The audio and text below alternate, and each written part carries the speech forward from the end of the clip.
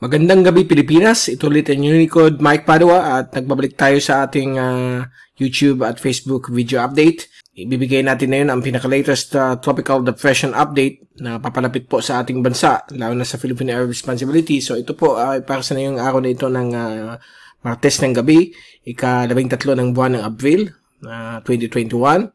At itong Tagalog version ay pinaglilingkod sa inyo ng Typhoon 2000. Umpisa natin ang update. Ito yung fast animation. So nakita po natin na yung LPA sa nakalipas na 24 oras ay lalong bumilis ang pag-develop niya. At isa na po siyang tropical depression. At ang Joint Typhoon Warning Center, binigyan na po siya ng tag ID as 02W o pangalawang bagyo sa W. Ibig sabihin ng W ay Western Pacific.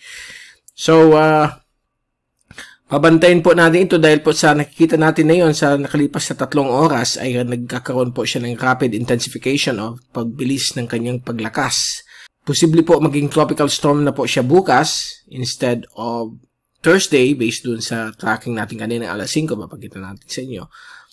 So it's either way, bukas or Thursday, and mabagal po itong kumikilos dito po sa may Western Micronesia, malapit po sa may Yap at Palau.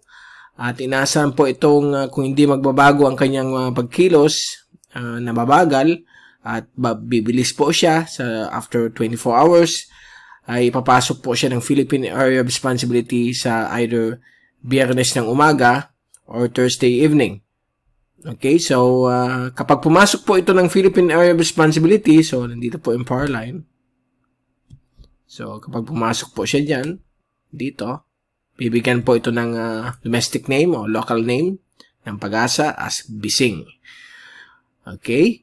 At kita po natin na yung trough niya ay nakaka-apekto na rin dito sa may silangan bahagi po ng Hilagang Silangan at Silangan Mindanao. At kung titingnan natin yung ating zoom in satellite animation mula sa windy.com, so nakikita po natin dito itong dark gray using the blue image of windy.com. Ito po yung sirkulasyon ng bagyong si 2W. At kung i-zoom natin yung, palitan natin sa infrared yung animation, kitang-kita po natin malalakas na severe thunderstorms. Ito po yung mga surface, yung trough. Ito po yung trough galing po dito sa bagyong ito. Nakaka-apekto na rin po sa silangan bahagi po ng Mindanao. Ngayon, ano po ang magiging international name niya pag maging tropical storm dahil po mga bagyo po sa ibang bansa kapag naging tropical storm sa kanila pinapangalan. So, ito po yung international name mula sa ESCAP WMO, Typhoon Committee ng World Meteorological Organization. At ang susunod po na pangalan ay ito po, Surigay. Okay, Surigay po ay nag-contribute po niyan ay yung North Korea. At ang ibig sabihin po niyan ay a kind of eagles. So, ito po yung true meaning nitong Surigay. At kung punta natin yung ating track na inisyo kanina, ito po yung initial natin galing sa Stormwatch na inisyo natin kaninang galing po sa Stormwatch number 1. At ito po yung tracking natin. So, papasok po siya ng power bilang isang tropical storm.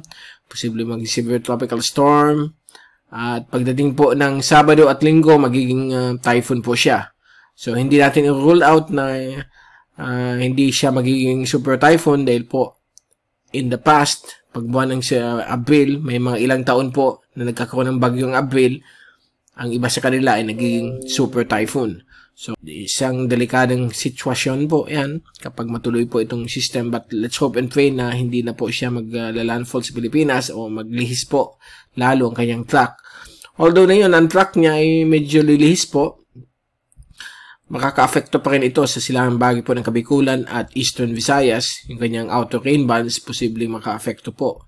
Kaya nakikita nyo itong cone of uncertainty ay ibig sabihin po niyan, dahil po dito sa 4 to 5 day forecast ay mababa po ang probability po nito, nasa 30 to 40% lang. So, ang uncertainty ay napakataas pa rin po. So, posible ang track niya ay pwedeng dumaan po ang paganito. Okay, na sana naman hindi. Or, dito sa kanan. So, Kaya meron po tayong tinatawag na area of uncertainty kasi huwag kayo mag-focus dito sa true track niya. Kaya medyo namimilig ko din ang kabikulan. But kaya rin sinabi ko, yung probability as of this time ay nasa 30 to 40% pa lang. Once pumasok po siya ng Philippine Air Responsibility ay malalaman natin yan kung lalapit po ba siya Bicol or posibleng akit na po. Dahil na pati ditong area po ng Eastern Visayas, Samar Provinces ay medyo namibilig ko po sa paglapit nitong potential na typhoon. Okay? So, mag-iingat lang po tayo dito. Just in case hindi po siya magla-landfall, kapag dumaan pa rin po siya dito, ay baka po magkaroon ng mga pagtaas ng alon sa coastal areas po ng Bicol, Eastern Visayas at Eastern Mindanao. Dahil po alam natin, pag may malakas na typhoon, nagkakaroon po ng storm surge. So, pwedeng umabot po yan or makaabot ng up to 500 kilometers ang layo niya. Kahit na malayo yung storm, ay posible magkakaroon ng paglalaki ng alon sa silangan bahagi po ng ating bansa. So, mag-iingat po tayo sa mga kababayan natin na naninirahan sa coastal areas po ng Bicol, Eastern Visayas at Eastern Mindanao.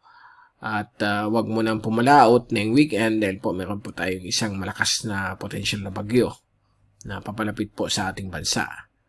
Okay, so yan po yung zoom. Kita po natin, nasa labas na po tayo ng damaging winds. Pero hindi natin alam kasi yung cone of uncertainty ay medyo malawak. Ito po yung basehan po ng ating track kung bakit ganyan po na medyo lalapit. Medyo naka-focus tayo sa American at European model. So, let's hope and pray na magbago pa rin po ito bukas. Itong dark blue. Okay, o blue-green na color. Ito yung Canadian model. Ito naman po yung US Navy model.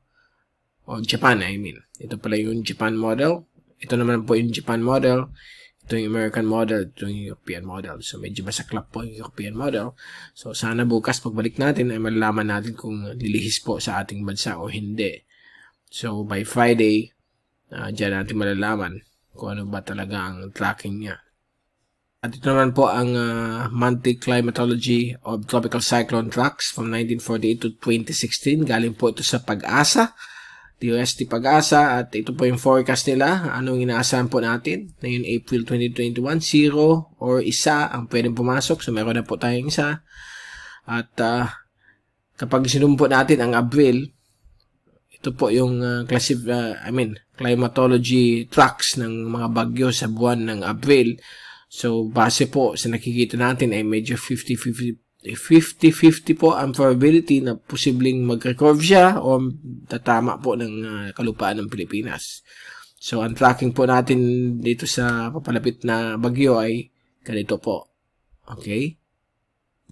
So, mag-recurve siya. So, yan po ang pinapakita na yun ng computer model. So, let's hope and pray na it stays that way or mag-move pa siya more to the right para hindi po maka-affect po sa ating bansa.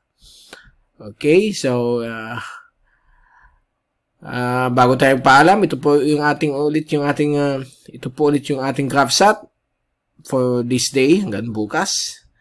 Nanatili pa yung northeasterly surface wind flow sa Bicol, Samar Provinces, at meron na po tayong trough, yung extension po nitong tropical depression na ka-affecto po sa Hilagang Silangan at Silangang Mindanao. So may mga ulan po dyan, mga thunderstorms po inaasahan.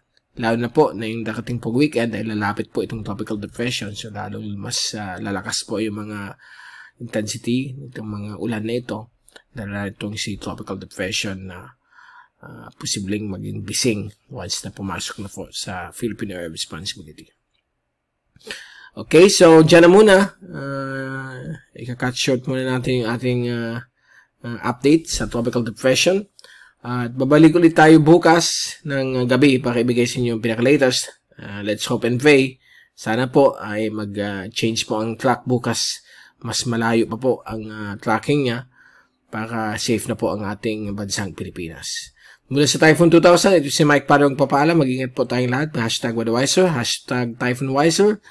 At maraming salamat po sa pagpunod nyo sa aking channel. At huwag nyo kalimutan mag-subscribe para updated po kayo sa mga future typhoons. Magandang gabi sa inyong lahat at God bless.